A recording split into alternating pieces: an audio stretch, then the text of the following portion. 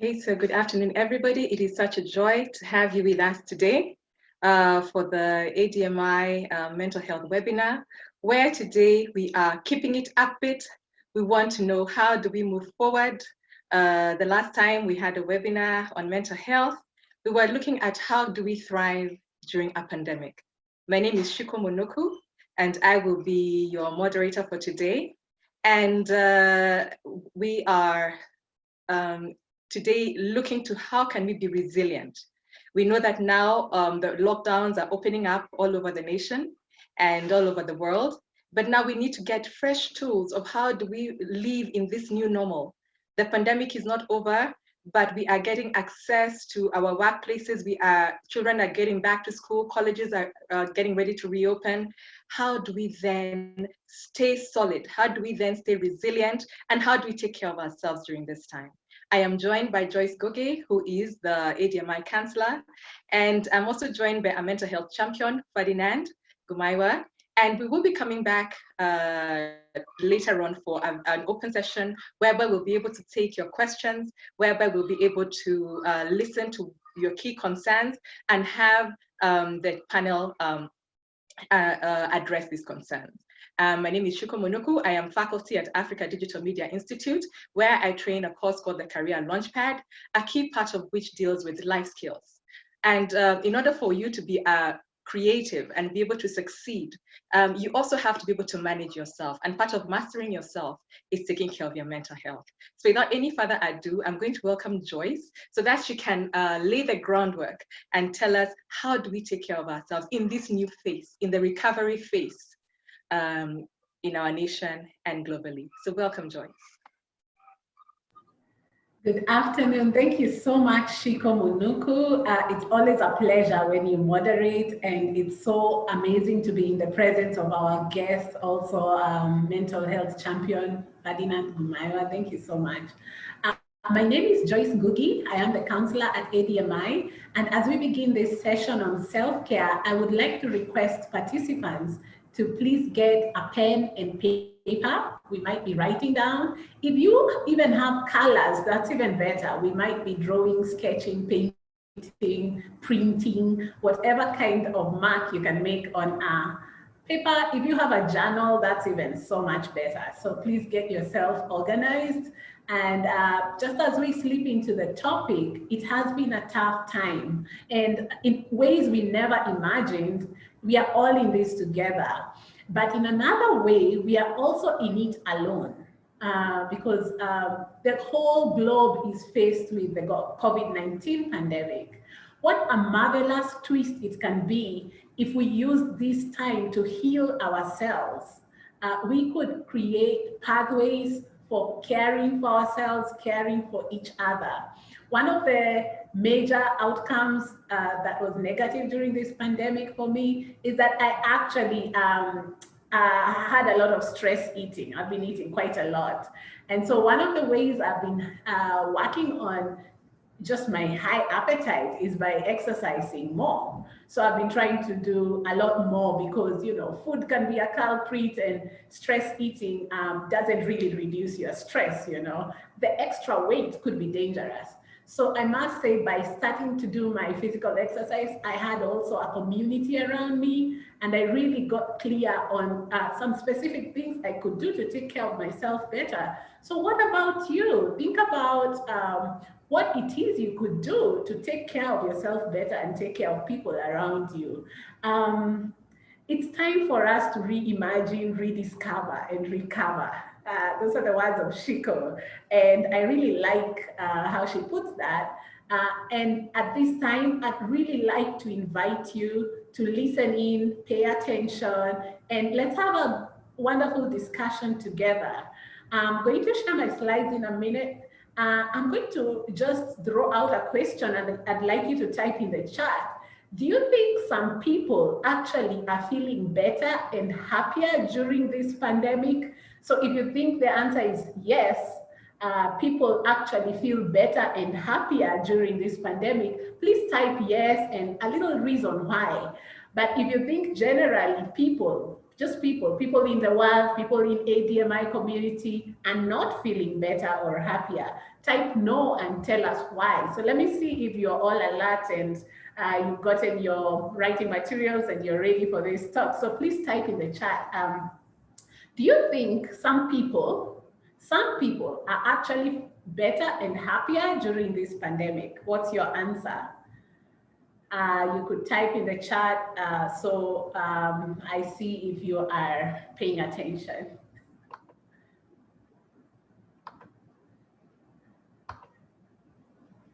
Do you think everybody is struggling, or do you think there are some people who are having, you know, they're coping, they're better, they're feeling happier? What's your take?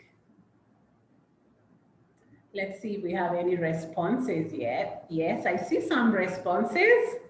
Yeah, thank you so much. You guys are paying attention. That's good to know. All right. So as Shiko said, my name is Joyce Ngugi. I have a website, wangari.africa. You can know more about me there. And today, I'd like us to remember those people who struggle when we ourselves have also struggled, and just come into the room with full present awareness that there are people today in pain. There are people who would benefit from some tips on how to take care of themselves, take care of others, and be resilient. Today, we would like to know about keeping it upbeat. What is the EAT? The EAT is your mental health and your well-being. So how can we foster self-care, resilience, and restoration in a new normal? Yeah, I see people are still typing. So the question was, are some people actually feeling better and happier during the pandemic? What are your thoughts? If you say yes, type the reason. If you say no, why do you think so? Why do you think some people are not feeling happy or feeling good? So we'll talk about what self-care and resilience mean. There's been a lot of pop psychology or pop culture around the word self-care. It's become almost a buzzword, but what is it really about? The cognitive triangle.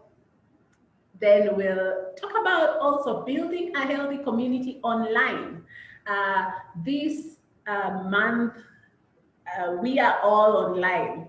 As students of ADMI, what are some things we can do to actually create a healthy community? Then some tiny self-care practices, some little shifts you can do in your day to start trying today. But the capstone of today's discussion will be that you will practically devise your own self-care plan. You will actually design it for yourself, all right? Okay, so there's a story here by an anthropologist. An anthropologist is a researcher of culture. So the story is titled Beautiful Life View. When we are honest with ourselves, we feel the same. An anthropologist proposed a game to the kids in an African tribe. He put a basket full of fruit near a tree and told them that whomever got there first won the sweet fruits. When he gave them the signal to run, these kids all took each other's hands and ran together. Then they sat in a circle enjoying their treats. So you can see the kids sitting in the circle and enjoying the fruits already, right?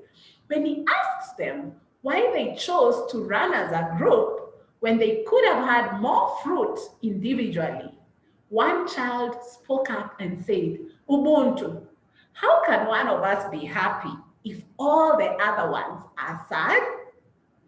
Ubuntu in the Xhosa culture means I am because we are. So there's a new paradigm shift in the field of positive psychology where self-care has got to be in community. So you probably heard the word Ubuntu, but maybe did not know that it is not only a philosophy that's used a lot, but it's also actually, a word from the Xhosa community. It means I am because we are. So this story is really about creating the community around us so that once we take care of ourselves, we can also take care of others and vice versa. So what really is self-care and self-compassion? During this pandemic, I have had the privilege of recording my own TED Talk. It happened that I was to give a TED Talk in February, And then, boom, early March, the government announced the first case of coronavirus in Kenya. So the TED Talk was not about to happen.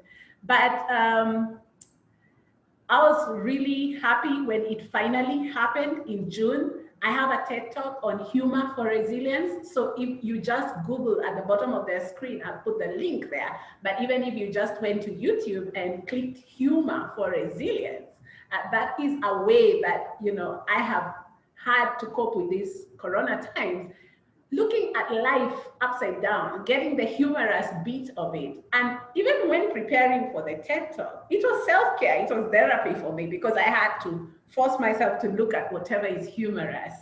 And I just want to share, I will share the YouTube link with you in the chat, so you can check it out. It's TEDx State House Road, June 2020. So I'd like to share 2 videos on self-care and self-compassion, and the other one on resilience. So please watch very keenly, because I'm going to ask you a question after that. So I'd like us to look at this video now. Let's see if I can find it.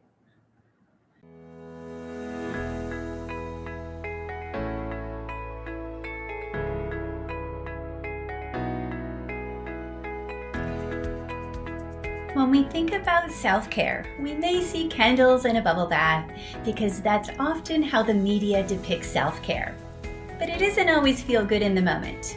In reality, self-care is any activity that a person would engage in to reach optimal physical or mental health. It is often seen as the activities that refuel us rather than take away from us, but that isn't always the case. Sometimes self-care means checking a few things off your to-do list, like paying bills so that you can reduce your overall stress levels. It's also important to note that self-care is going to look different for everyone. So it's important to find activities that are going to be effective for you. Things to consider when thinking about self-care are those activities that are going to make you feel mentally well in the long term, like getting enough sleep, eating a healthy diet, getting some exercise, and practicing mindfulness. Those activities aren't always pleasurable for many people, but you can consider what healthy meals make you happy, or how you can incorporate small amounts of exercise into self-care in a way that you do enjoy, like walking to the park. The next things to consider would be those activities you naturally find relaxing or pleasurable, like taking yourself to the movies, or having a night in with tea and a good book.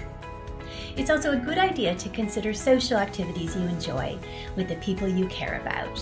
Having the support of other people in your life can go a long way. Self-compassion is a form of self-care and an important skill to learn.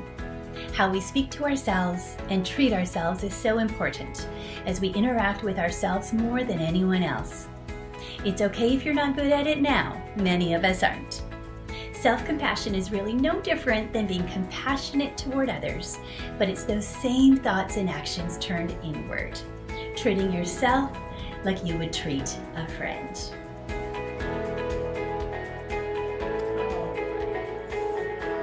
Good. So what do you get from that video when you thought about are some people better and happier? Do you think you are practicing self-care? So any thoughts at all about that video?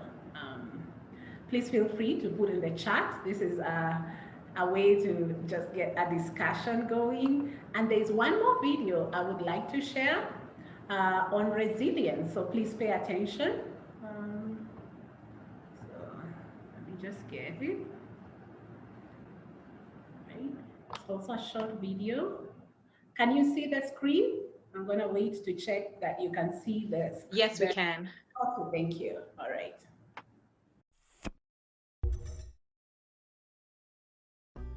Today, we're going to talk about a word. The word is resilience. Resilience is a word that most of us have heard, but some don't understand. Resilience is like a tree in the wind. When the wind blows, it bends and then adapts by coming back to center. With people, it's an adapting to a traumatic experience, a coming to terms with the experience. When we're young, we have shocking experiences, like being startled by a neighbor's barking dog. or a scary movie that gives us nightmares. Or maybe that overwhelming first day of school. These are scary things that can cause us much fear. Most of us learn to adapt or come to terms with them. So we all learn resilience at a young age. Everyone is resilient to some degree, but as we experience more serious things, we can have a harder time adjusting. A traumatic experience like abuse, violence, or even something like rape. Experiences like these can stop you in your tracks. You can't adapt like you did with less severe traumas. These are life experiences that shock you to your core, and you become caught up in them and can't shake them. You simply can't adapt or easily come to terms with them. When we experience trauma like that, there are many people that can help. When we are young, our parents, brothers and sisters, friends, and teachers. But when we experience major trauma, we might need help from a counselor or even a doctor. Doctors that help people with adapting to life after a traumatic experience are called psychologists. But those aren't the only ones that can help. A whole community can provide help, especially if your community is a trauma-informed community.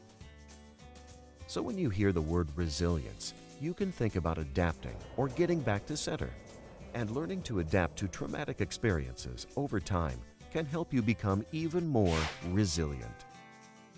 Here are a few strategies to help you cope with trauma and help you get back the ability to recover. 1. Establish an attachment to a caring adult. 2. Learn the ability to calm oneself. 3. Gain a sense of belonging. We have 42 strategies to help you build resilience. Find out more about these 42 strategies by visiting resilienceTrumpsAces.org. Right. So any thoughts about any of those two videos? So I'd like to hear your reflections on self-care and self-compassion and resilience. Please keep typing on the chat.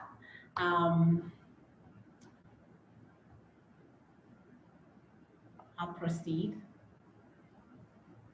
So what did you get from the video in one word? What is resilience? What is self-care? What is self-compassion? One common characteristic of systems that work well is resilience. I got from the video the idea of being flexible. Resilience is not toughness per se, but being flexible with the times, all right? Like the tree in the last video. So what about you? What did you get? All right. So in summary, resilience would really have many factors. Some of them are high self-esteem, non-judgmental mind, mindfulness, emotional regulation, positive coping strategies, flexibility. That's the word I want you to remember what resilience is, being flexible like that tree in the wind. Strong relationships and spiritual freedom. Okay. So I'd like to hear your thoughts. What is self-care? What is resilience from what you've seen in the videos?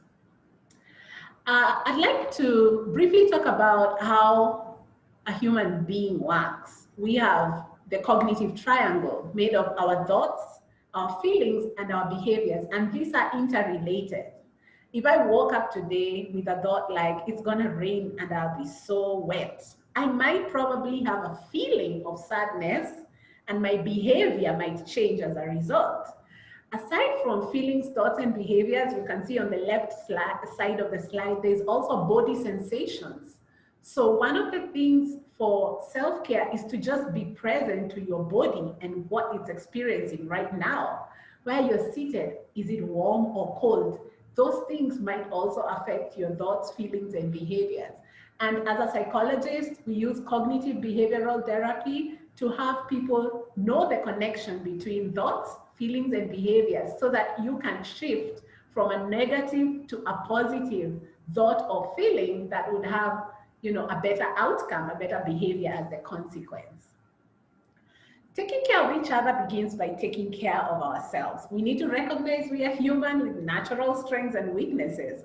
As young adults, we are in a lot of transition, and a lot of times we are becoming more independent. We need to move from this autonomy or independence that's about self-governing and self-determination to a bigger space of interdependence. Interdependence is actually a more superior thing to independence because it's saying, I'm okay, you're okay, but we are doing this together, all right? So reach out. Celebrate the supportive people in your community. If you haven't yet, please go to your family and friends and just say, you know, you're my main man. You are my number one. You need to actually tell people that care about you, that you also care about them, all right? A lot of times we ignore or we think, oh, that's gonna be awkward, but please celebrate the people in your life. This is the way to build a strong, secure sense of shared trust. So I'd like us to now think about some ways, also as a community, that we can begin to lean into each other and support each other. On 10th July, we had another webinar. I'd like you all to subscribe to the YouTube channel called ADMI and search for the video on 10th July on mental health fitness. There's some really good tips we talked about, and we all contributed to a lively discussion on that day. I'd also like to introduce the idea of virtual calming rooms. Here are some really cool, I don't have time, but I would have shown you each one of them. The first one is like, you can open a window anywhere in the world. It's called windowswap.com. The second one is actually a Google link that has you do virtual museums. So if I asked you today, if you were not where you are, seated or standing, looking at me through Zoom, where in the world would you be? And so anywhere you would think about really, you can actually get a virtual museum tour. So that link is called Arts and Culture. And actually, a lot of the virtual museum tours are free, completely free of charge. It's unbelievable. You could go to Louvre in Paris or any other museum in the world and just have a really good time. This third one was shared by my sister, who actually is a teacher, and a virtual calming room, which gets us, you know, in a calm state. The last one I'd like to highlight a little more is called the VIA, or Values in Action, and I'll tell you about that in the next slide. If you would like a way to shift, you're probably overwhelmed, you've been typing so many tabs open on your computer, you could actually open this website called viacharacter.org, and here it is. It's called the Values in Action. This is a test that gets you to know your biggest character strengths. What would you consider to be your 5 topmost character strengths or personal qualities, all right? So for example, courage or transcendence, you know. This is a really good site. I really would like you all to check it out and do the character test and find out which are, there are about 24 character traits that have been summarized by psychologists. And so you could actually do a test. It takes about 20 minutes to 40 minutes, and you'll find out which are your top strengths. These strengths are what really gets you through rough times, all right? So let me just quickly run through some tiny self-care practices you could try today. Close your eyes and picture yourself in your favorite place for 2 minutes. I know my favorite place. My favorite place must be either a forested place or by the water. I love nature. So you could do that on your own.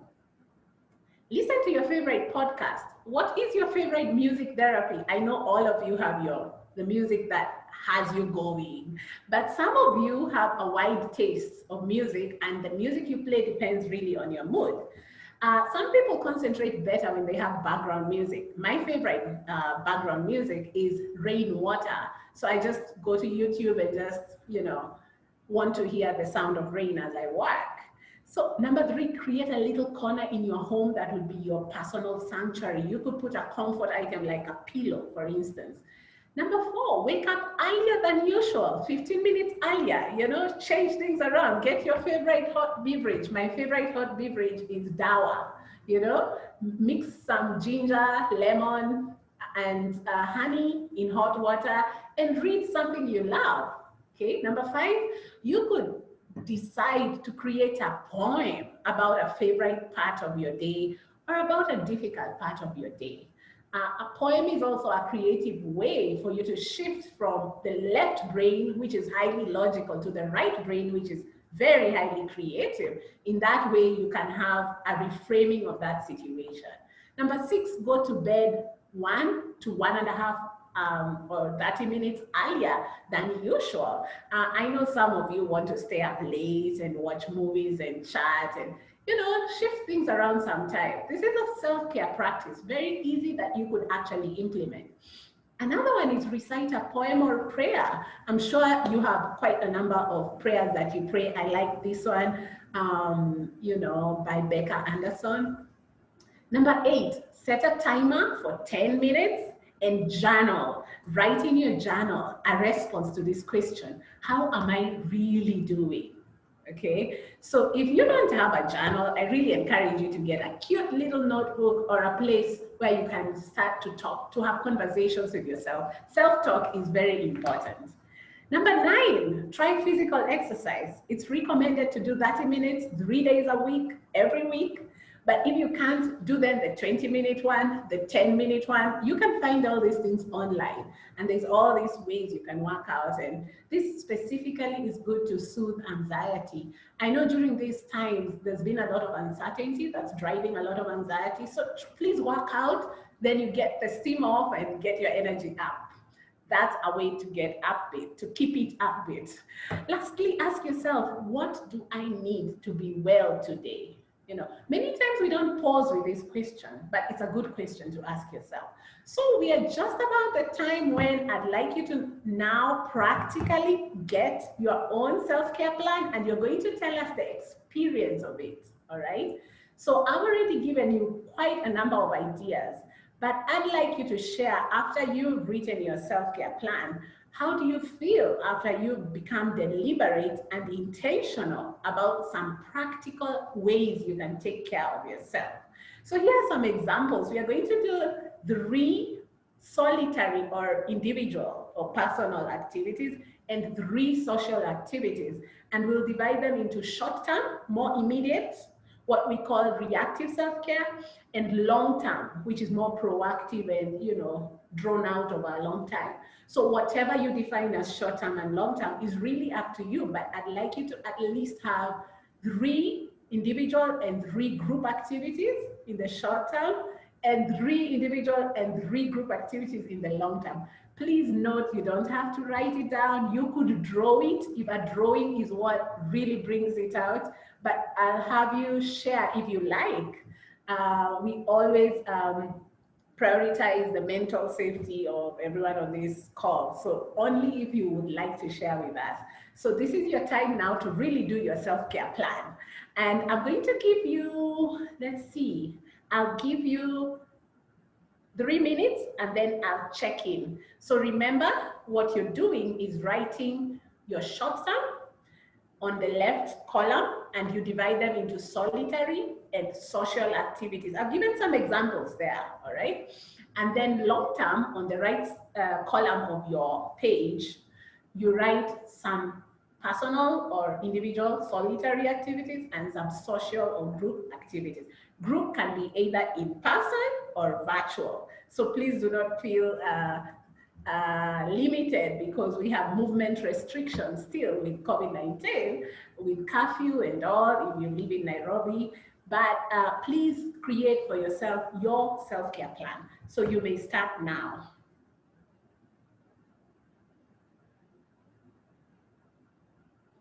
Meanwhile, I'll just look at any questions that we have.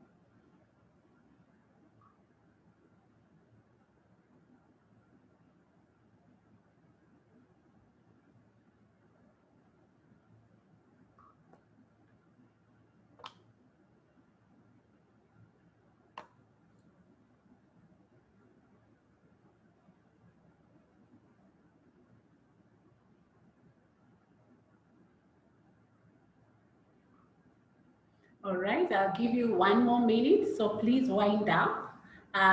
Remember, you're doing 3 solitary or individual, personal, short-term self-care activities, your plan, all right? 3 social activities in your short term. And then in your long term as well, you will come up with 3 solitary or personal individual activities and 3 social activities as well. So in total on your page, you should have at least 12 different activities.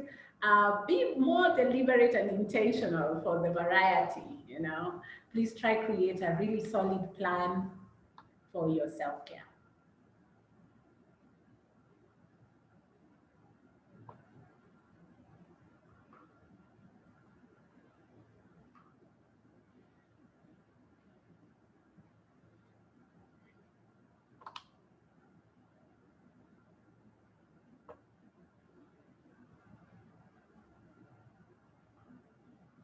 So if you've written your short-term and your long-term self-care plan, what I'd like you to share in the chat is what was your experience writing it?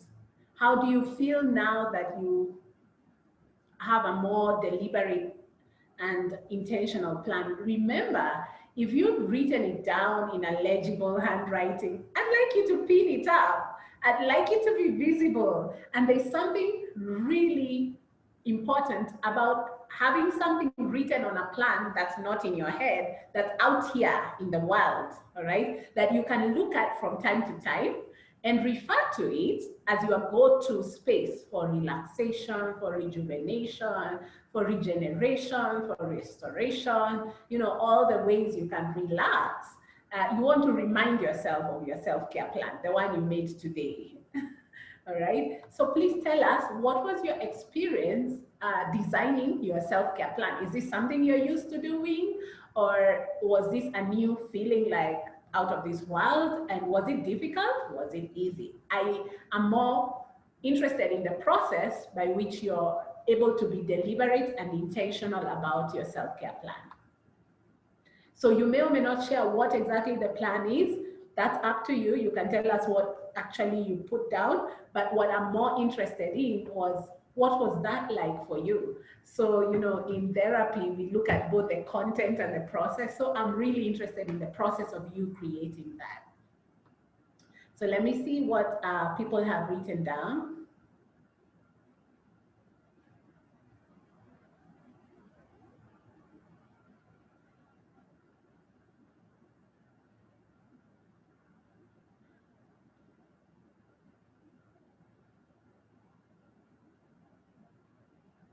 Wow, really good. Taking care of mental and physical health. Well done. Meditation every morning. Divine. That's a good one. Heidi says it feels really great. I've not done it in such a long time, and I feel that I should write some more. It was quite hard thinking about it. That sounds like a sense of relief, Heidi. Thank you so much for sharing. Anybody else would like to share the experience of creating your self-care plan? I see you're still typing. Joyce, there's Felix who says he's now getting to understand himself. It's quite an experience and his mind is activated. Oh, wow, that's amazing. Yeah, I'd really encourage everyone to also know your character strengths, you know. That test is quite accurate. Test values in action. To understand yourself is a first step towards any kind of behavior change. So thank you so much, Felix, for sharing. Anybody else who's completed their self-care plan? So many people think that when you're stressed, you should stop doing the things you do to relax. Like I stopped running when I had more work to do, but I actually realized I need to be running more, not less. Like I need to stick to my self-care plan. Every morning, run for 30 minutes. So no matter what my day is, after my morning run, I feel so much better. So that's really something we take for granted a lot. We think, oh, if I'm really busy today, then I shouldn't relax. I should keep working. That's not a good idea. We have hours for school, then we have hours for our other work, and we have hours to relax. And every human being has 24 hours in the same day. So please do prioritize your self-care as seriously as you prioritize your work. Anyone else, Shiko, who's done with their self-care plan and would like to tell us the experience? So far, those are the ones we have. Okay, wonderful. Thank you so much. Right. So if you have your 3 individual or solitary activities and 3 social activities in both short term and long term, what you want to do is keep looking at them, keep reviewing, keep reflecting upon your self-care plan, right? And in this way, you can always shift around. It doesn't have to be stuck in stone. So if, for instance, you've been doing one self-care plan and it's just no longer working, you could always change around that list. The better colorful it is, you know, the better material you put it on is better, because I'd like you now, the next thing is to pin it up. I'd like you to put it in a place that is visible. If there's a space on your wall where you usually put reminders, or if you would prefer a reminder on your phone for your self-care plan. So for instance, I just started waking up early to go for my morning run, and I put an alarm to make sure I do not miss my self-care. So if what you need to do as a reminder is put an alarm, please go ahead and do that. If what you need to do is put a nice visual reminder, please do that, whatever works for you. All right, so that's the next part of this assignment. So once you're done with your self-care plan, that's your property, but I would like you to really have it in a place where you can always look at it. Please also talk to somebody about your self-care plan.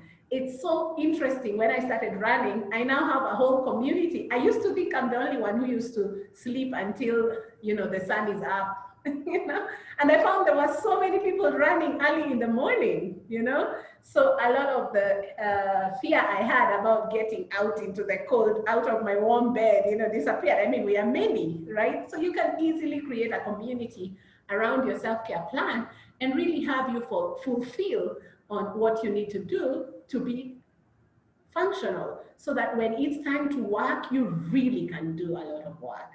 All right. So finally, here are my contacts, +254 748 600 772. So you may email me at counselor@africadigitalmedia.org. I'll now give it back to Shiko, our moderator, and see if we have any questions or comments. Thank you. Okay, thank you so much, Joyce, for that very insightful presentation, and also for getting us to get started on our self-care plans. There were some comments actually that have came through on Sylvian says that as he was putting down the plan, he realized he should get to know himself better. There's actually Divine shared with us a part of his long-term activity, walking every evening, calling up family every day to check up, and to actually spend more time with family. We have someone else, Lynette says she's committing to look after herself better, noting that, you know, when in the past, when she wasn't taking good care of herself, she found herself falling into a dark place back in 2018. However, now it's a commitment to be able to, like, she wants to take care of herself better, and I think that is where we are. We want to know, how do we take care of ourselves? Stephen says that he realizes he really needs some time to spend some time with himself. So guys, thank you so much. Stephen, I relate. Yeah. I totally relate. Yeah. And you know, that's a really good thing. You just need to have conversations with people around you, you know, so that you're not leaving people wondering, oh, you needed to have time with yourself. What about we wanted to talk to you? So you leave with people, you know, and then take time off. Those are really good points. I see people are activating their self-care plans, and that's wonderful to know. Yeah. Very good. And I mean, there's something that caught my eye because when you're talking about self-care, there's a question about, am I showing myself the same compassion that I show to other people? Because we very easily sometimes show compassion to others and forget that we need to take care of ourselves. If I'm not okay, it's not very easy for me to be able to be very useful to even the people I love and the ones who love me. So we are going to move into a panel discussion, and we encourage you to ask as many questions as you need. Today we made sure we give you as much time to interact with Joyce and Gumaywa, who's also who I want to introduce now formally. As we open the panel discussion, Joyce not only is a counselor at ADMI, she's also is a candidate in her doctorate in clinical psychology. She holds a master's in counseling psychology and a bachelor's in psychology from the USIU. She's also certified in creative art therapies, meaning that when she's around creatives like you and I, she really does understand our language. She knows how to walk us through some of the challenges we have that are unique to creatives. And she's a global award winner at the American Psychological Association. Now, we also are joined by Gumaywa Ferdinand for the panel. Gumaywa is our mental health champion. Gumaywa is a creative who has a lived experience with bipolar. We'll be asking Gumaywa to give us a little more background on himself, but he's also the founder of Strokes and Prose, which really addresses mental health issues and supports young people in dealing and talking through their mental health issues. He's also a creative director. And so I want you, Gumaywa, to just maybe introduce yourself formally as we then progress with the panel discussion, so that people can get to know you better, so that they can know what kind of questions they can ask you at such a time. So Gumaywa, you're welcome. And maybe you can also just, I know I've done a little introduction, but there's nothing like hearing it from the owner of the profile. Yeah, asante sana. So as you heard, I'm Gumaywa, but I usually like introducing myself in this format. I'm Gumaywa Ferdinand Movali Onzere. Gumaywa means great. Movali is a warrior. Ferdinand is one who dares to take journeys, and Onzere is my father. So I'm Gumaywa Ferdinand Movali Onzere, the great journey daring warrior, the son of Onzere. Now that we're speaking about resilience, I use my names as part of my coping mechanisms, because there are times I'm usually very weighed down, and I need to be reminded that I'm Gumaywa, I'm actually great. There are times I face challenges in life, and I need to be reminded I'm Movali, who's a warrior, so I can overcome this. And there's sometimes I have to take on new challenges, and I'm reminded that I'm Ferdinand. I'm one who dares to take journeys. So I move on with fear, and I move on with faith that I can actually do this. So yeah, as you've heard, I live with bipolar disorder. And for someone who lives with bipolar disorder, I have to practice self-care every other time. And as you shared, self-care is actually right now, it's like an in thing in the pop culture. And what we're told out there is that when it comes to self-care, it's me, myself, and I have to take time off. I have to recite to myself and learn more about myself, which is true. But for me, what I want to say about self-care is that we have to personalize it. What does self-care actually mean to you as an individual? Because what might work as self-care for someone else might actually not work for you completely. And I see self-care as it's a solution. It's part of a solution, but not entirely the whole solution. I think what we need more of is self-love. And self-love requires us to take time with ourselves and just search deep within ourselves and find what is it that we can, where is it that we engage most of our energy in terms of learning about ourselves and learning ourselves. because to me, self-care, I've had to redefine self-care in a very big way during this season. Yeah. I'm an introvert, and so most guys say that introverts are having a blast during the pandemic, which is not entirely true. So for some of us, we had a blast only for a while, then it became an issue for some of us. I'm the kind of person who likes being by myself. I've lived by myself for 8 months now, and I want to share a background story of this. In 2019, I experienced a bit of a growth in my business, and I had moved out. I used to stay by myself, and I lived by myself for 4 months. 4 months lapsed, I went to depression. I lost a project I was working on, and I got a call from my dad asking me to move back home. I moved back home, I stayed with them for 2 months, and they told me they were relocating up country. So I had to look for a job or find another project and plan to move out again. So I didn't have a project, I for the longest time I've known I cannot fit in the 8 to 5 system. So employment wasn't so much in the question. So I had some wood somewhere. I got help from a friend. I processed the wood. I produced some wooden pieces, some furniture pieces, and I sold. And I managed to move out. But I didn't move out to my place. I moved out and I moved in with my brother, my younger brother, and I lived with him for 2 weeks. As the place I was moving in was being renovated, then I moved into my place. It became hard because I needed some sort of cushion, a financial buffer. So I got recommended for a job, and I took up this job, and I only worked for 1 month, from mid-December to mid-January, because the job took a toll on my health. It was very strenuous, so I had to make a hard decision and resign, which my boss really respected and actually paid me for the entire January, although I did not work for the entire month. I only worked for 2 months, for 2 weeks of January.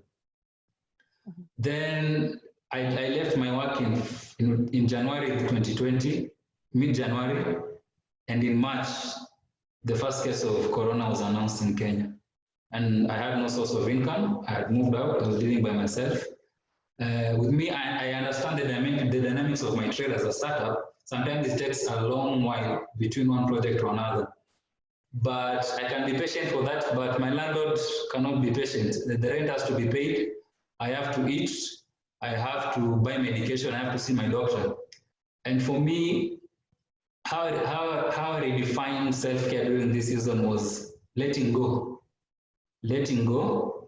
and allowing other people to take care of me. So, and yes, please go ahead. You're in the middle of a thought.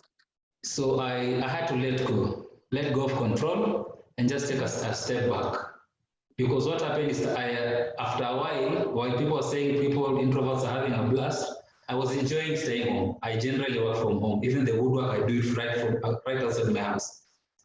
But now I ran out of materials and I needed to find a way to take care of myself. And a friend would ask me, I don't know how, I want to be there for you during this season, and I don't know how to. How can I be a friend during this season? And for me to be authentic with myself and admit that I'm not okay. Yeah. I'm not okay. And for me, I'm actually very good at putting on a face. I can be in a very bad place and you can't tell. So for me, it was to admit that I'm actually not okay. I look okay, but I'm not okay. And I had to accept other people to help me, to take care of me. And that in itself is self-care. You admitting that I need to take care of myself, but I cannot do it during this time. I cannot do it during this period. I need to speak up. And for me, one of the greatest tool of self-care I know and that I use and I've used for the longest time is talking. Talk therapy. Yeah. Before the pandemic, I had a very good system. Every 2 weeks, I would meet with my mentor and I do talk therapy, which was very therapeutic for me and very calming. Every 2 weeks, I'll go and I'll unburden myself. Yeah. And once every month, I'll meet up with a friend. And we'll meet somewhere in a restaurant and we'll share a meal. Then we'll unplug, we'll switch over our phones and we'll just talk. Have that human connection, because I'm not someone who goes out to events or such kind of things. So I rarely have time to meet people. So I create time to meet this one person at least once a month and we talk. And I talk and they listen. Not entirely to give me a solution, they just listen to me. And that You know what you said, yes? What you said, Gumaywa, is so important, especially when we're talking to somebody who's an introvert. That you don't have to be in a crowd. I don't have to be around 1,000 people, 50 people. I don't have to hang out with 10 friends or 5 friends. Sometimes it's just being intentional about getting that one friend that I can sit with. And I love that you say you scheduled it that once in a month you would actually sit with this person and unburden yourself. Yes, and I'll do that. And I'll just talk about myself, my fears, my fears of uncertainty, my fears for the future, my joys, my failures. And they'll just listen to me and they'll also do the same. And until the next time we meet, we'll hardly talk because I'm not someone who talks every other time. And that usually helps me cope well with a lot of challenges, because by challenges I mean the highs and lows of having to go through, having to live with bipolar, because the shifts are between the high, which is mania, and the low, which is depression, and there's the in between. Sometimes I cycle between the high and the low in very short periods, and I've always had to make provisions on how to cope during this time. And this season has really caused a disruption, even in that system that I had. And you see why I was saying self-care is not entirely the solution, that self-love is because self-care is more or less like a bandage. It's like a bandage. It's like trying to stop a bleeding wound with a salvage. Well, in the real sense, you have to go deep and fix the vessels that are actually bleeding. So what I did is I have there's something I usually use called SOS. SOS is an emergency code for ships in distress that used to be used in the World War. So what I do is every time I'm in a bad place, because I usually experience breakdowns, very serious breakdowns, sometimes even in public. But you see right now we're in the lockdown, most of the time we're indoors. So if anything happens to me, no one would know. So I usually use SOS. And there's the time I'm actually feeling like I'm actually going to experience a breakdown, I'll send this friend of mine, I'll text this friend of mine the word SOS, the text SOS. Because during that time, I'm unable to say a lot of things. So I'll just send them the word SOS. And they know that I'm actually a ship in distress in a way. So they'll actually call me and we'll talk over the phone for as long as I'm able to talk. And they'll just hear me out. One of them is actually Joyce here. I've actually had moments where I've sent her the SOS text and she just knows there's something up and this guy needs to unburden, this guy needs to talk, and if it doesn't happen, then there's something, it's going to get worse. Then for the longest time during this pandemic, I've been sleeping with my door open. I don't shut my door because sometimes when I experience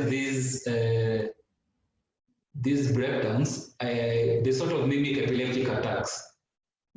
So what I do, I usually hit the wall to my house. I usually hit it very hard, and my neighbor comes and he gets into my house. And they undress me, they cool me off because I usually burn out, and they just sit with me for a while until I get better. There are days I've been so weighed down that I cannot even cook. I have food in the house, but I cannot cook. My neighbor will come in with the wife, the wife will go to my kitchen, and they'll cook for me, and they'll serve me, they'll sit with me for a while until I'm done. I take my medication and sleep. And Wow. this is something that has been hard for me to do. For me to actually go to my neighbor and tell them, to be honest, I'm in a bad place. When you cook supper today, please include me in your supper. And they'll cook and they'll bring me some. And it is hard, especially when you're used to taking care of yourself, when you've been raised to take care of yourself, especially as a man. Women are just considered to be, one thing my dad used to tell me when we were young is that the men in my family were built of steel. We are built of steel. So we can be going through a lot, but no one can touch. We are given good bodies, we are built of steel. So we are strong. By this, he was telling me, you don't need to show people that you're weak. You don't need to show people that you are unable to take care of yourself. Because just by people looking at you and because of how we are in our family, people will always assume that we're okay, even if we are not okay. We have to power through. But you see these things like depression, mania, they're not things you can just power through. These are disorders that need to be treated, that need to be taken care of. And for some of us, it's lifelong. So we need to learn how to cope with them. And just like coping mechanisms, even self-care routines, just like coping mechanisms, you have to consistently learn yourself, because one thing that happens is circumstances change and triggers change. So what will trigger me into a depressive state and romantic state today may not be what will trigger me tomorrow. Okay, I want you to hold that thought, Gumaywa. Okay. There's something you said, and before we move on from that, I want us to talk about it a bit, which I think for me has really stood out. That sometimes part of self-care is, or self-love, is you letting go.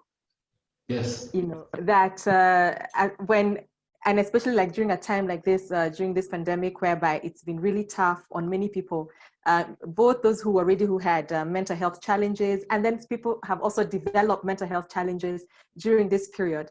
The ability to know that, hey, now I need help. The way to take care of myself is letting somebody else come in to take care of me. That I think has been maybe lacking among many people, you know. And so I want to first of all say that it's really powerful that sometimes the way we take care of ourselves is by letting other people know we need them, reaching out to our village, you know, reaching out to the people that care about us, letting them know. Because as you've said, if many people, we're so good at hiding how we feel, that people may not know when there's a crisis, you know, and so they may not even know when to help. So I think one thing I've really taken from this is self-care also includes you letting other people come on board to help you, you know, letting other people know, I need you now, help. You know, reaching out to an available resource, for instance, at ADMI, whereby we're lucky that we have Joyce as our in-house counselor, being able to know, hey, at this point now, the way to take care of myself is to reach out to somebody. I think that really has come through. And the other thing I want to say is that you've also pointed out, and that letting go sometimes is where the strength is. Sometimes people think that strength is in holding on. But there are times whereby strength is in actually letting go and letting somebody else take over. So Joyce, maybe you can say something before I let Gumaywa continue with now, because now he's going to take, I know now the next thing I'll want to hear from him, as he was about to talk about, is the phases change, how the triggers change. So we can talk about that. But first of all, Joyce, just a comment on what Gumaywa has said. Right. Thank you so much, Gumaywa, for sharing. It takes some courage, I believe, to share such personal details of your life, and in a generation where we do not yet know about boy child, girl child and empowerment, and there's just a big problem, especially with our young men opening up. So on a special note, thank you.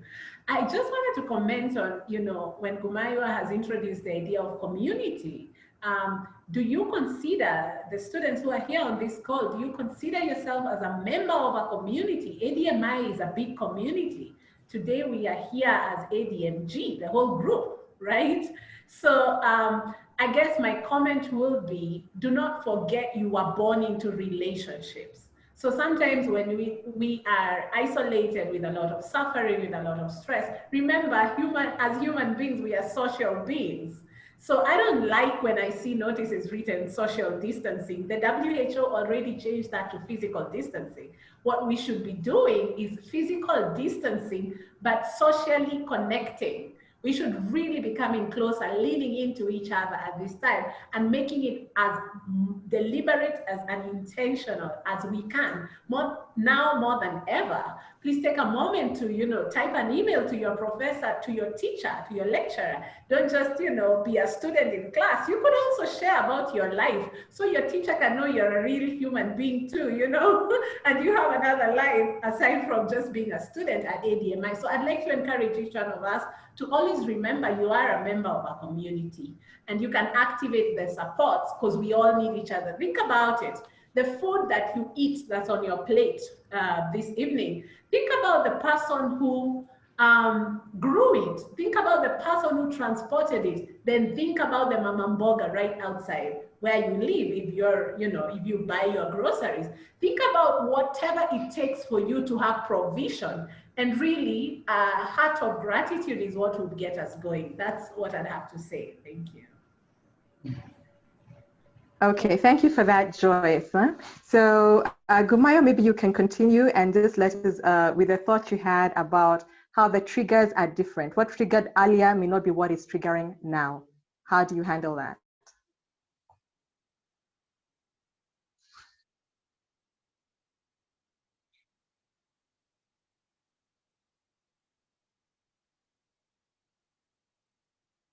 You're muted. Yes, so Gumaywa? So as I was saying, as a person living with a mental health condition, I call it coping mechanisms. You can choose to call it self-care. But the thing with triggers, as I was saying, what triggers my manic episodes or my depressive phase today may not be what will trigger it tomorrow. So I have to constantly learn myself. I have to constantly devise other coping mechanisms. And this is what now Joyce will call resilience, because you have to learn to go with the tide, to flow with the tide. And for me, it might be having to, like back in January, I had to transition from having employment for a month and working without employment. So having no source of income to me was a trigger in itself. Like I could go in a depressive state any time. So I had to know how would I be able to navigate that space.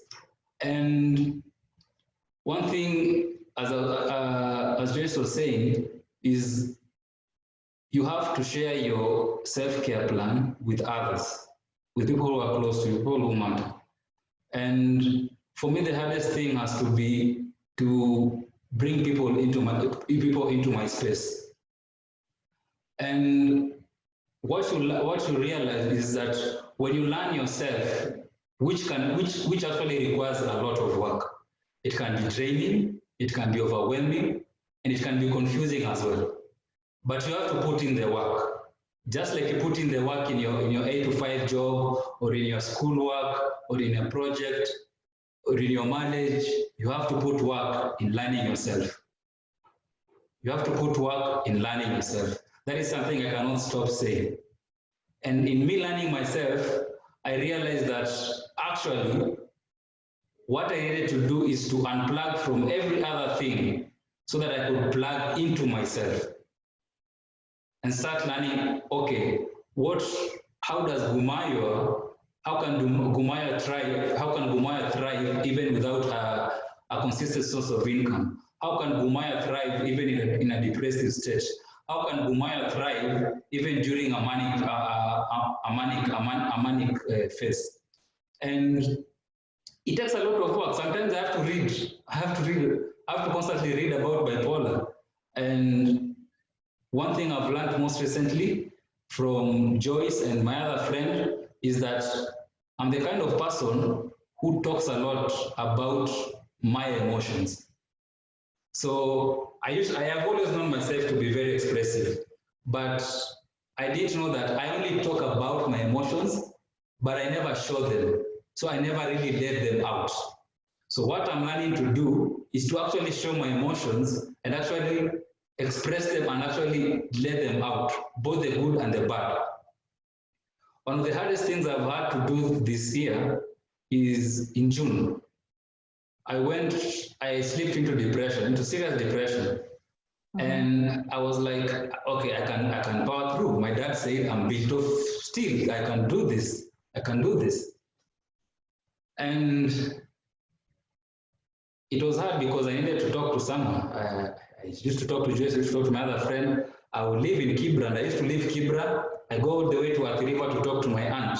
But the solution is I needed to let someone into my space. Now, the one thing was, who was I going to let into my space? Someone who'll appreciate me as an introvert. My mother offered to come and sleep with me for a while, but I couldn't do that because my mother loves me a lot and I appreciate that, but she can be smothering sometimes and she can ask a lot of questions that sometimes I'm unable to answer. So one thing I did is I told my dad to come stay with me. So my dad came and stayed with me, and now he's actually stayed with me for 2 months, and I've been going through depression for a long time. And I did not anticipate I'd be in that space for a very long time. I thought it would be maybe a few weeks and I'll be out of it. And just even him being there is a lot of relief for me. He doesn't ask me questions. My dad and I don't talk. We don't talk much. And he just comes in. He just comes in the evening, goes to the kitchen, cook, then he'll go on phone with my mother. And that's how we relate. It's a system that works for us. We don't talk much, but him just being there for me and taking care of the little things that I'm unable to take care of during this season has also helped me a lot. And it doesn't mean that I've not had my highs and lows. I've actually experienced them. Last weekend, I almost had a breakdown in my house. He didn't know, but I also had, slowly by slowly, I'm learning to not necessarily have to call someone, but also learn to calm myself down and just go through it. And one thing my good friend usually tells me is, whether you're in a low or in a high, and mostly a low, sometimes you need to allow yourself to go through it. You need to allow yourself to feel the way you feel. Allow yourself to feel that hurt. Allow yourself to feel that pain. Cry if you have to. Sob if you have to. Write if that helps you. Listen to music. Allow yourself to go through that. But don't stay there. Don't stay there. Allow yourself to go through it, but don't stay there. Because everyone is going through a lot. I might send Joyce an SOS test and she might also be going through a lot. Like today, we've not talked for like a month because she has also been going through challenges of us by herself. And you cannot say because she's not replying my texts or she's not picking up my calls, then she's not my friend, she's not a true friend. Everyone is going through a challenge. Yeah. So one thing you need to learn is also big shock absorbers. Yes. There was somebody who was asking, how do introverts learn to socialize?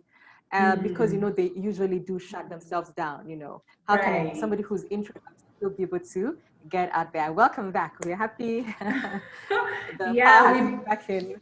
Yeah, we built the shock absorbers that Gumaywa was talking about. So that's a really good question because the world is tilted towards extroversion. and introversion is seen as something bad, and you're all right. It's not true. It's not true that being an introvert is a bad thing, so to speak. And being an introvert is not the same as being unsociable or unfriendly. So those things are usually confused a lot. And there are ways, though, that introverts can learn to fit in a highly extroverted world, because majority of people in the world are more or less extroverted. One strategy that I find really useful is, when you get into a room, be focused, decide how much of a conversation you would like to engage in, what intensity, and if at any time you would like to talk, but you're really uncomfortable, you could take a little break. Literally, as adults, you can excuse yourself from whatever, a cocktail or whatever it is, and just go breathe out, breathe in, breathe out, come back if you need to, just be by yourself. Because I have so many people who are introverts and also making themselves wrong for it, but there's nothing wrong with being an introvert too. I think one of the personalities that have really enjoyed the lockdown and the stay at home are extremely introverted people, because now, hey, you don't have to go anywhere. So these are really some people who are actually feeling better and happier, people who just have always felt better, being on their own and not having to catch the FOMO, the FOMO, the fear of missing out, that I have to be in every single bogie. Bogi zote ziko town, niko hapo ndani. So that's amazing. I think it's just to learn some strategies, and those strategies you could actually talk about them. So even the people who come for counseling are not just people with problems. You could come to talk about improving some skills like relationship and how to connect with people better. Yeah, thank you. Okay, and also sometimes as an introvert, there are little things people do that end up blocking the connection they're looking for. For instance, if I like to give this example, if I go to the student lounge at a place where that is set aside for people to come and bond, but I go there and I have my earphones on, I have turned my back to the people, I am scrolling on my phone. At that point, the people who come in will think if they talk to me, they are bothering me. But if I have an open body language, no earphones on, and I do look at whoever comes my way, if they want to sit with me, they'll be more likely to ask, can I have a seat with you? So sometimes also watching our body language and making sure we have open body language that is welcoming and also can allow people to come to us. You don't have to be the loudest person at the party.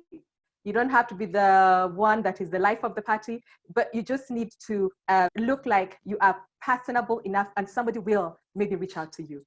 So I think, thank you for that, Joyce.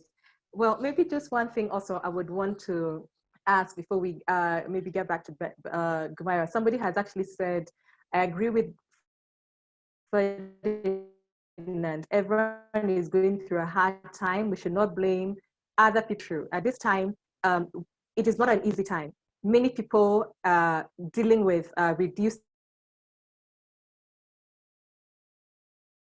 income, some people loss of income. To know that we're not the only ones going through something. So also to be kind to others at such a time. For you are also going through their own challenges at a time like this. And when you're aware of that, instead of feeling rejected at such a time, you may also be more empathetic to the people you want to have empathy on you. Because, but that does not mean we should stop reaching out, because you've said part of self-care is saying, hey, I need some help. When you have a moment, please let's get in touch. Gumaywa, welcome back. Thank you. You're welcome back. I know you were telling us about the different, that triggers can be different, the seasons can change, and you were telling us about what to be able to come and support you at a time like this, even when it is family. So I want to ask this question. would you say now that we're looking towards now, the reopening of the economy here in Kenya and, around the world, is the feeling hopeful? And maybe this is not just for Gumaywa and Joyce, but even for the rest of the team, there more anxiety at a time like this? Yeah, I think the feeling is hopeful. For me personally, it is, because I'm looking forward for more work opportunities, and I think for the entire country. And I think you've seen memes going around every time we expect the national address from the president. Like, everyone is, right from the time the lockdown was announced, everyone was looking forward for the lockdown to be lifted. So I believe everyone has been looking forward for this, and I believe people have taken time to just do some soul searching, do some learning of themselves, and just re-strategizing their lives, and I think a lot of people right now have a different outlook of life, and I think people are hopeful and hoping for the best as we transition to the next stage.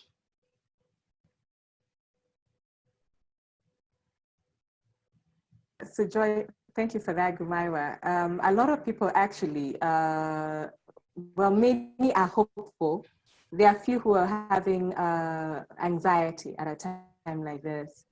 There is I saw a particular lecturer abroad who was narrating some of the things that their students are saying at a time like this, whereby they're saying, I thought I was doing okay last semester, now I feel like I'm drowning now. Before I was, I felt like I was more in charge, but right now I seem to be in a worse place than I was. Yeah, this is when I'm supposed to be feeling better.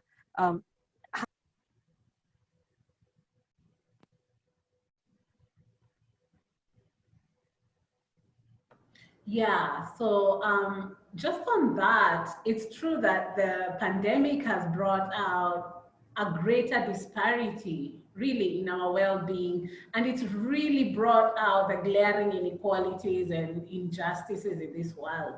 Like those people who are flourishing and thriving are a minority. Majority of people are struggling, and mental health and well-being is super connected to socioeconomic outcomes. So when you were talking about job losses and people really not just being able to put food on the table, that brings a lot of stress. And then there's the additional layer of uncertainty with a lot of anxiety. I think what we are doing today is to shift the conversation from what is hopeless, what cannot be done, to what still can we do. There's a lot of things we cannot change, that's for sure. So what am I going to tell somebody who's had, childhood challenges from childhood, really major life, significant life challenges? These are people who already know what suffering is. Sometimes when I'm walking around in town, I see people saying, I don't even care for Corona. I have so many other, problems in my life already. But, looking at it from the glass can either be half full or half empty, we still have a choice. At least not about what happens to us, that we may not always control. People sometimes can be mean, and we can always get into natural disasters, pandemics like this. But what I think we really still have control over is our willpower to choose how to respond, And there's a very big difference between responding and reacting to something. And so sometimes I like to, take a minute before I answer and breathe in, that way I can engage, a more rational thought. So maybe something happens like a power blackout and I'm in the middle of something important, I haven't saved it, immediately I'm in shock, all right? But then if I just pause a little bit and breathe in for 2 minutes, I might get a more rational way to unfreeze my response, my reaction. And when I'm unfrozen and I can think about what to do, then suddenly, a solution just emerges.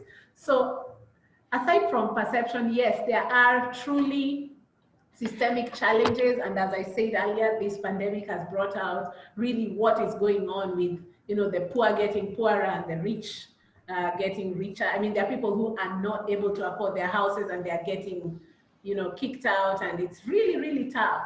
But then what can we leverage on that's working?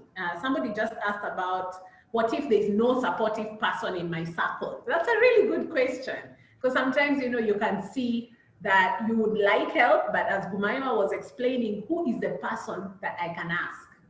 Then you get to realize there's no single person in the world who can be the be-all, end-all of all your emotional needs. You get this and that from different people, and your life is just like a river entering into an ocean, and really you can invite whatever else is out there.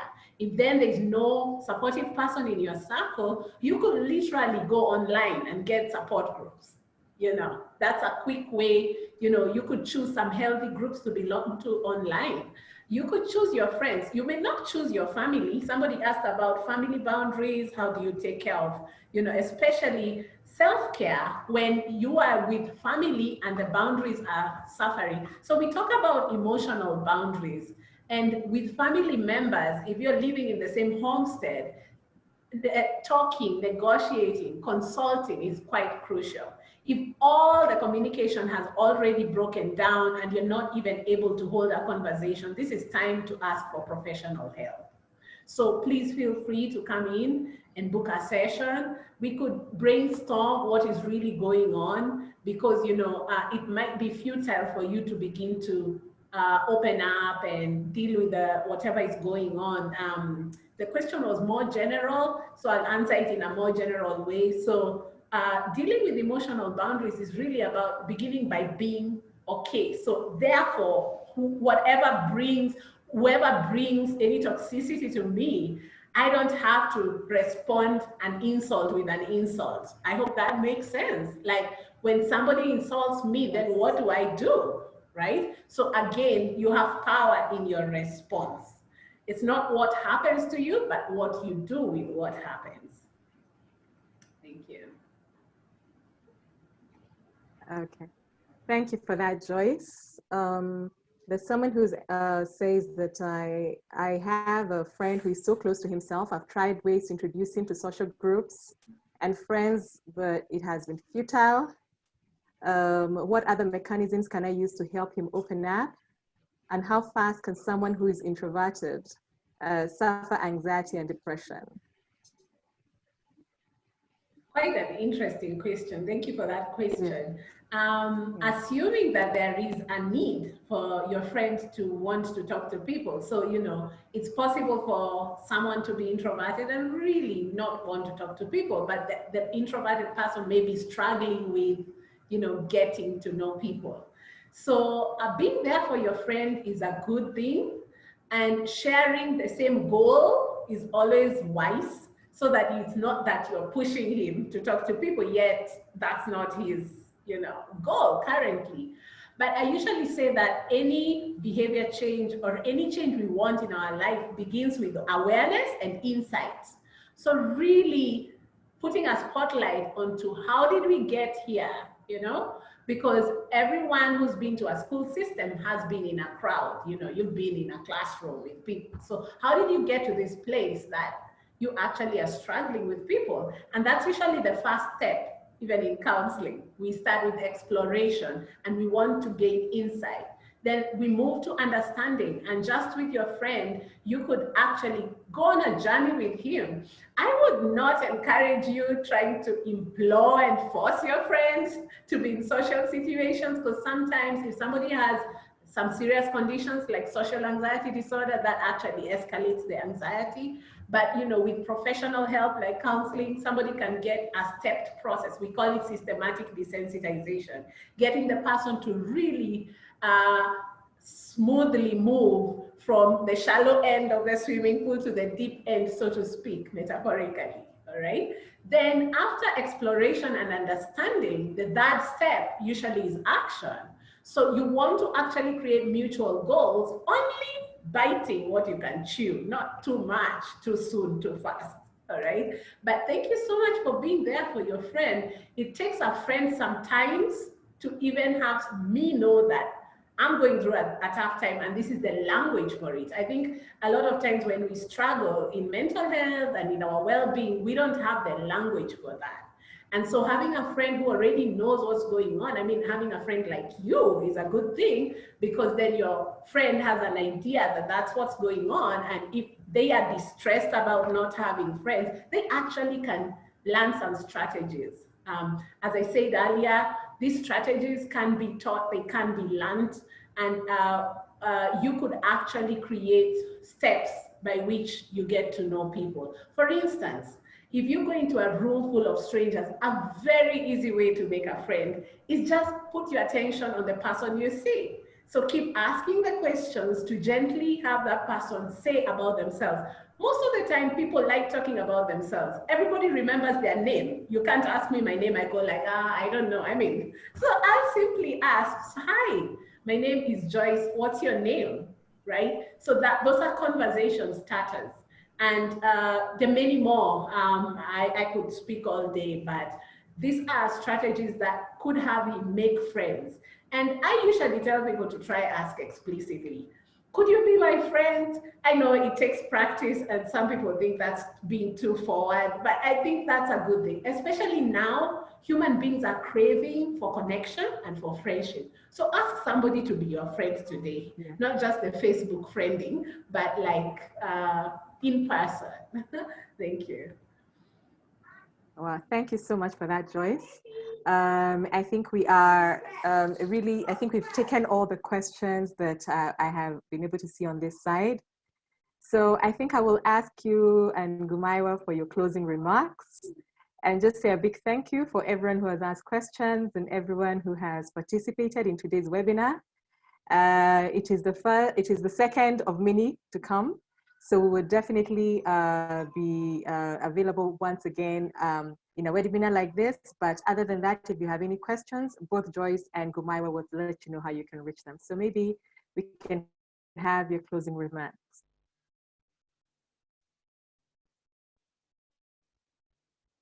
All right, so let me start. Thank you so much, everyone, for sparing your afternoon hours to be on this webinar. I believe if you're an ADMI student, you found a way to create a deliberate and intentional self-care plan that you can use on your good days and on your not so good days. Let's keep talking. Please watch this video once it's on YouTube, and please share it with your friends. Thank you very much. Thanks, Gumaywa. Please give us your closing remarks. Yeah, I want to thank you for the invite to be with you once again, talking about mental health and just sharing my story with you, and just driving the mental health conversation. What I want to encourage you is that one thing we all need to know is that life is generally characterized with highs and lows. There's no constant. So what we need to do is to learn to flow with the tide and build shock absorbers for every season. Thank you.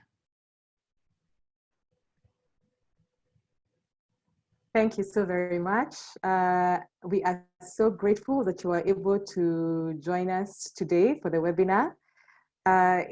Let us keep it upbeat. It is time for us to start reimagining our lives post the pandemic. It is time for us to start reimagining ourselves thriving even as we manage the pandemic. Our dreams are still valid. It is time for restoration. So we wish you all the very best. Keep hope alive. All the very best, and thank you for joining us today. Goodbye.